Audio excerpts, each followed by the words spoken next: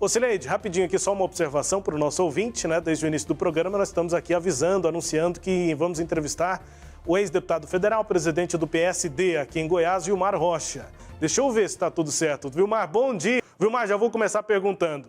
O PSD em Goiás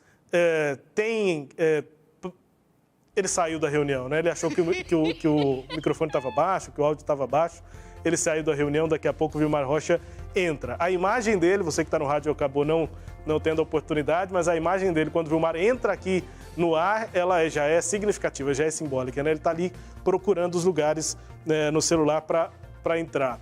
Gente, vamos então com informações de Brasília, porque há aquela discussão ainda sobre os precatórios. A Comissão Especial da PEC dos Precatórios, lá no Congresso Nacional, realizou uma nova audiência pública. É uma bomba, digamos assim, para o governo federal pagar obrigatoriamente. São decisões judiciais em que o governo acaba perdendo e precisa quitar esses débitos, né, os precatórios. Participaram representantes de estados e municípios que querem tratamento igual àquele estabelecido para a União na proposta do pagamento dos precatórios. É um assunto também nesta edição aqui do Sagres Céu Aberto. Não vamos com a reportagem nesse momento direto de Brasília, vamos sim com a entrevista com Vilmar Rocha, retomamos o contato. Eu já vou fazer a primeira pergunta, Vilmar. O PSD deve definir quando o seu caminho para a eleição de 2022, Vilmar? De novo, bom dia. Eu vou responder bom dia, Rubens, aquela clássica. O futuro a Deus pertence.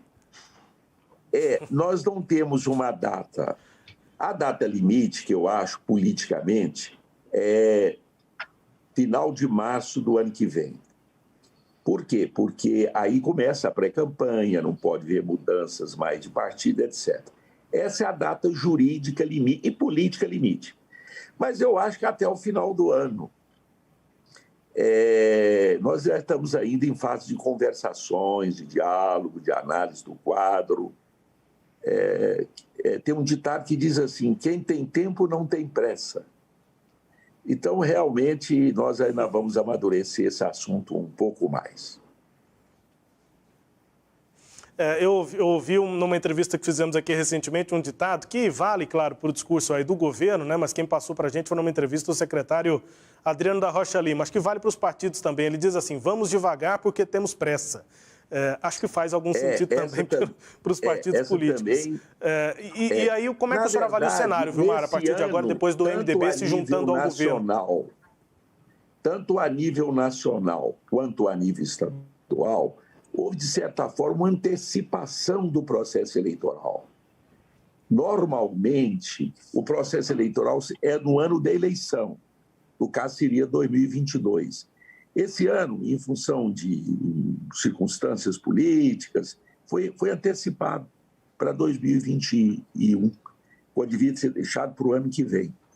E aí a gente tem que correr atrás, porque se você também ficar parado, você pode ter prejuízo político para o partido e tal.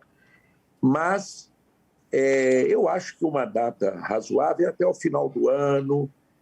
Eu espero que o quadro nacional esteja mais claro também até o final do ano. Então, temos tempo.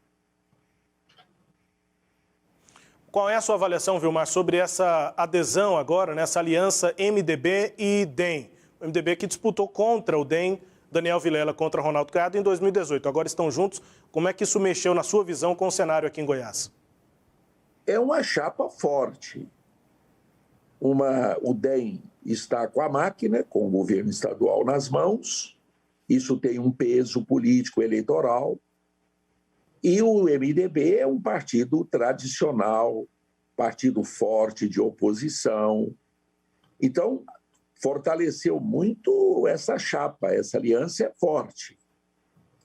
Agora, vamos aguardar os desdobramentos, as reações que virão com o tempo para se fazer uma avaliação melhor. Mas, numa primeira avaliação de natureza política eleitoral, fortaleceu muito. São dois partidos e duas forças fortes que se uniram para disputar a eleição. Agora vamos ver como é que o quadro evolui. Mas fortaleceu muito essa aliança, os dois partidos. Está estabelecido com o Vilmar Rocha. Cileide Alves. Bom dia, deputado. Obrigada pela presença aqui na Sagres. A gente tem ouvido muito do senhor essa posição de que as alianças têm que acontecer lá em março, né? Isso já tem um bom tempo que o senhor tem falado isso. No entanto, o senador Vanderlan Cardoso era aquele que tinha pressa, ele queria que as decisões, que o partido definisse agora. Me parece que essa aliança do governador com o Daniel Vilela desacelerou as pretensões do Vanderlan Cardoso. É isso? Quer dizer, vocês agora estão na mesma velocidade? Estamos. Eu mantive a minha velocidade. Ele se adaptou à nossa velocidade. Eu acho que até corretamente. E é isso. Muita gente pergunta assim, a aliança DEM-MDB mexeu com o PSB? Alterou o nosso ritmo? Não. Sabe por quê? Porque nós temos, o nosso projeto é muito claro, claríssimo. Originalmente, nosso projeto era ter um candidato a governador. Depois não deu certo, em função da eleição municipal. O nosso projeto agora é estar na chapa majoritária com um candidato a senador. E ele tem nome, chama Henrique Meirelles. É bom quando a gente fala de forma clara. Então, o nosso projeto é ter um candidato a senador e até agora não está definido o candidato a senador. Na aliança tem MDB e nem nas outras alianças ou chapas que vão fazer. Então, o nosso projeto é discutir, dialogar, dizendo o seguinte, olha, nós queremos indicar o candidato a senador e tem nome. Então, é um jogo muito claro. E a segunda coisa do nosso projeto é que, nesta aliança, nós vamos trabalhar para fortalecer a chapa de deputado estadual e de deputado federal. O nosso projeto é eleger de 2 a 3 deputados federais e de 4 a 6 deputados estaduais, que é um número razoável, porque são 17, eleger de 2 a 3 é razoável, são 41, eleger de 4 a 6, são números assim razoáveis. Então, as nossas cartas, nós estamos agindo com verdade e transparência. As nossas cartas estão na mesa para jogar. Nós colocamos as cartas, está aqui, políticas, o nosso partido, o PSD, olha, o nosso jogo é esse. E vamos agora atrás de parcerias para ver quem é que aceita as nossas cartas. Eu queria fazer um comentário e também ouvir o comentário de vocês, hein? Nós estávamos aguardando a definição das regras eleitorais, que foi a reforma eleitoral agora. Porque é o seguinte, é muito difícil você começar um jogo sem ter as regras. Agora as regras estão definidas. Então o jogo agora vai começar para valer. Eu sempre tenho usado a expressão futebolística que até dia 2 de outubro nós estávamos na fase dos times de aquecimento. A partir do dia de outubro, que tem as regras, agora vai começar o jogo. O primeiro tempo vai da agora até 2 de abril. E o segundo tempo de 2 de abril até 2 de outubro. Então ainda tem muito jogo. Bem, mas é o seguinte, as regras eleitorais, Cileide, é uma avaliação que eu gostaria de transmitir, elas foram positivas no meu entendimento. Elas caminharam no sentido de reduzir o número de partidos no Brasil. A não coligação proporcional, associada com a cláusula de barreira, que agora vai ser de 2%, e outras medidas que foram tomadas, elas caminham na direção de nós reduzirmos o número de partidos relevantes no Brasil. Eu imagino que a partir de 2023, 80% do Senado, 80% da Câmara dos Deputados e das Assembleias Legislativas estarão concentrados em apenas 6 partidos. Então é muito mais fácil para a governabilidade e para o funcionamento do processo legislativo você negociar com 6 do que negociar com 20. Então eu aprovo e acho que foram positivas a reforma eleitoral. O PSD pensa em fazer federação com algum partido? Não, isso está fora nem federação e nem fusão. Na semana passada mesmo eu conversei com o nosso presidente Kassab, falei, e aí, como é que estão essas coisas aí? Ele falou assim, olha, não, o nosso projeto até agora é solo. Não está no nosso radar a possibilidade de fazer federação, não. E a federação, muita gente acha, mas a federação... Eu me lembro que quando eu era deputado federal, eu trabalhei muita reforma política há 20 anos atrás, e já tinha ideia da federação. Só que a ideia da federação era depois da eleição. Aí fazia a federação, que valeria por 4 anos. A novidade é que a federação agora é antes da eleição. Mas ela tem 2 coisas que a condicionam. A primeira é que tem que ser a nível nacional. Não pode haver federação estadual. E, sendo nacional, ela tem que prevalecer para todo o país. E a segunda condicionante é que ela tem que se permanecer pelos 4 anos. Eu até acredito, Cileide, que a federação pode ser um momento de transição para a fusão de partidos. Vou dar um exemplo. Quem na nossa época, eu me lembro, que era mais angustiado em defender o partido, era o PCdoB. Eu me lembro que uma vez eu cheguei aqui no aeroporto de Brasília, estava lá o Aldo Rebelo me esperando, e eu falei, Aldo, o que você está fazendo aqui? Ele é colega? Não, eu vim falar com você. O que, Aldo? Não deixa o PC... Na reforma política, nós estávamos tramando lá atrás, não deixa o PCdoB acabar, não. O PCdoB tem 100 anos, ou 60 anos, sei lá. Então é o seguinte, o PCdoB deverá fazer eles têm muita consciência disso, partidária. Então, esses partidos de esquerda deverão, sim, eu acho que eles vão ser mais utilizar a federação, deverão fazer uma federação. Os partidos de esquerda. Aqui regionalmente, a aliança do MDB com o DEM espantou mais quem conhece a política recentemente por conta das últimas eleições, especialmente a eleição de 2018. Mas nós que estamos acompanhando a política goiana há mais tempo, a gente tem outros motivos para se espantar com essa união, porque, no fundo, é a união que a gente está vendo aí, impensável lá atrás, do ludoviquismo com o caiadismo. Como é que o senhor acha que isso foi possível? Quer dizer, acabou aquela disputa histórica?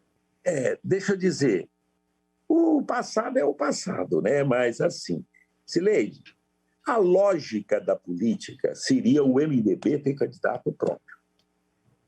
Essa era a lógica. É o maior partido de oposição, sempre teve candidatura própria aqui em Goiás, mesmo nos momentos mais difíceis. É um partido enraizado, histórico, grande, tinha lideranças. Essa era a lógica de ter uma candidatura própria a governador. Nós que só temos 10 anos, o PSD é um partido ainda novo. A gente queria, porque queria ter candidato a governador. E só não tivemos o candidato a governador porque, em função da eleição municipal, etc. Mas nós queríamos ter candidato a governador. Então, a lógica do MDB era ter um candidato próprio, a lógica política, a lógica histórica, era ter um candidato próprio. Mas, sim. Além dessa lógica não ter sido quebrada, a quebra também dessa lógica de ideológica, político-ideológica, ela também é estranha? Não, você sabe por quê? Ideológica, não. Não há grande diferença ideológica entre o MDB e o DEM. Não há. Como não há grande diferença ideológica entre os dois e o PSD. Todos esses partidos são partidos de centro, mais um centro-direita, outro mais de centro-esquerda, mas são partidos de centro. Não há grande diferença ideológica entre o MDB e o DEM, não. até porque a base eleitoral e política do MDB, que eu conheço no interior, ela é conservadora, é liberal, então não é diferença ideológica. A diferença é pela realidade política aqui do Estado. Realmente, a lógica seria o MDB ter candidato próprio. Mas eles têm as suas razões, a gente respeita e fizeram essa aliança, não é? Agora, eu que estou querendo entrevistar vocês. Vocês acreditam que o bolsonarismo vai ter candidato a governador aqui em Goiás? Pois é, essa é uma grande questão, né, Rubens?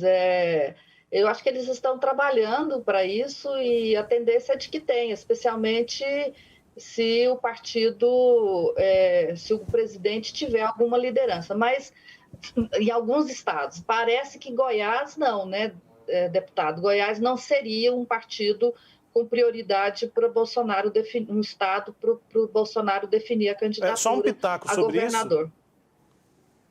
Rubens? Sim, Rubens. Só um pitaco sobre isso, Vilmar, e para sua análise final também, porque a gente precisa já encerrando aqui a entrevista, a gente está com o horário apertado. Mas a minha análise sobre a sua pergunta, Vilmar, já que você está nos entrevistando, é que a gente precisa saber o que é o bolsonarismo em Goiás, né?